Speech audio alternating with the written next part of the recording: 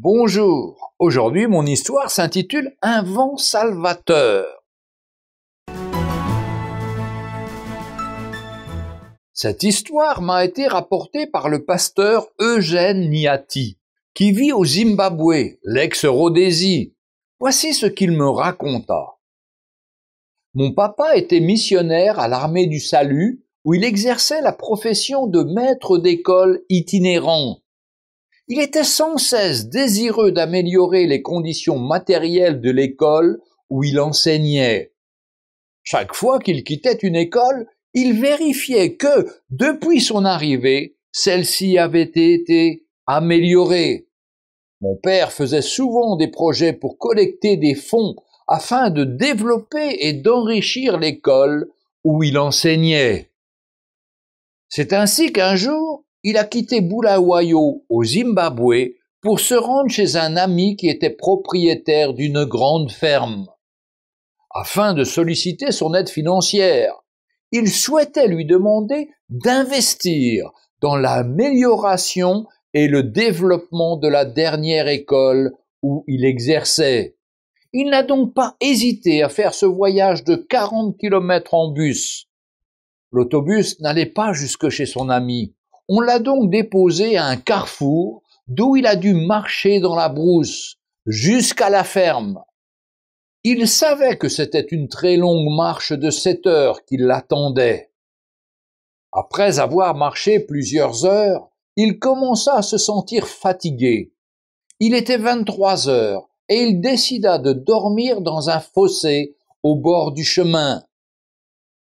Au milieu de la nuit, il se réveilla car il sentit sur son visage quelque chose d'étrange, d'humide et râpeux.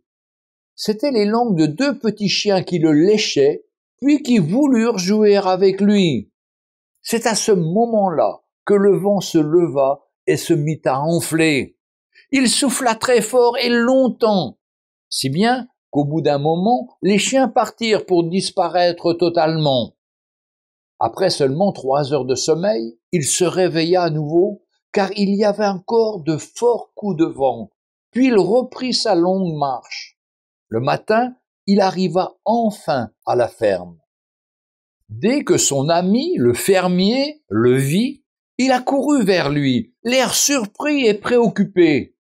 Il lui demanda immédiatement comment il était arrivé jusque-là. Mon père lui répondit « Eh bien, j'ai traversé toute ta ferme, depuis la route principale jusqu'à vos bâtiments. » Mais son ami reprit « C'est impossible que tu sois passé par là. » Très étonné, mon père lui demanda pourquoi. Son ami lui rétorqua « Parce que nous avons une lionne avec 2 petits lionceaux. » À ce moment-là, mon père se rendit compte que les petits chiens avec lesquels il avait joué la veille n'étaient pas des petits chiens, mais que c'étaient des petits lionceaux. Toutefois, à cause du vent, la lionne n'avait pas senti son odeur, et c'était cela qui lui avait sauvé la vie. Et, quand il comprit cela, il a pris conscience de la protection de Dieu sur sa vie. Déjà le roi David disait dans le psaume 121, « Je lève mes yeux vers les montagnes. D'où me viendra le secours? Le secours me vient de l'Éternel, qui a fait les cieux et la terre. Il ne permettra point que ton pied chancelle, celui qui te garde ne sommeillera point. Voici, il ne sommeille ni ne dort, celui qui garde Israël. L'Éternel est celui qui te garde. L'Éternel est ton ombre à ta main droite. Pendant le jour, le soleil ne te frappera point, ni la lune pendant la nuit. L'Éternel te gardera de tout mal, il gardera ton âme. L'Éternel gardera ton départ et ton arrivée dès maintenant et à jamais.